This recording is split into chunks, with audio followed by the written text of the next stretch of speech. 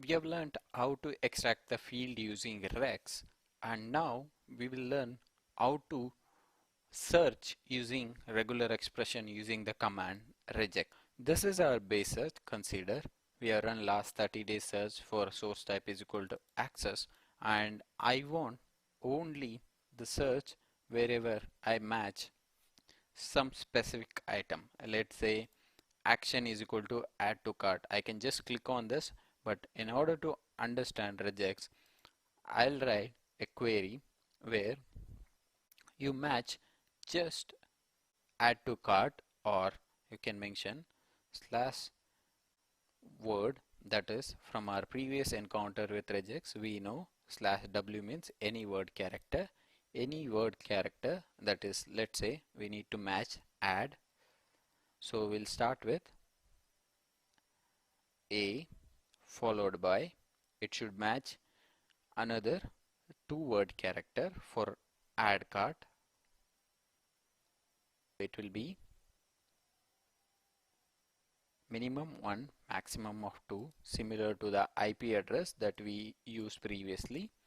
We are trying to match, it's better if we use it here. So add cart, I'm trying to match. My initial condition is it starts with a followed by a word character, that is maximum of a minimum of 1 maximum of 2. As you can see, it has matched two terms, add and cart, and there can be any number in between, and it ends with a T. So it ends with an actual T.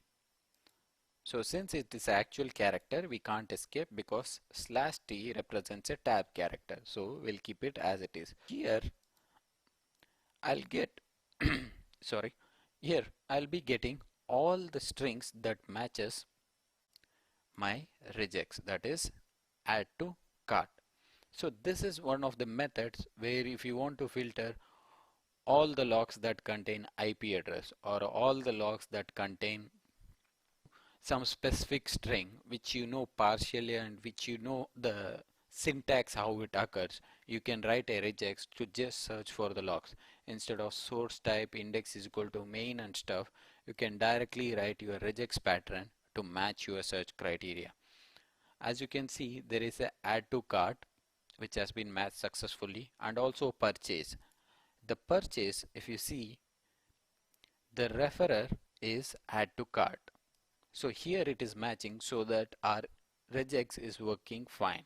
Wherever the add to cart in the logs is mentioned, it is filtering those logs. So let's say we have done previously sorry, we have done previously to match IP address.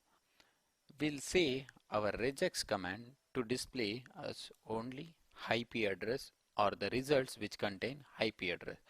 I've entered the regex that is used for matching the IP address, and we start to see we match all these events which has IP address in them. Let's say if I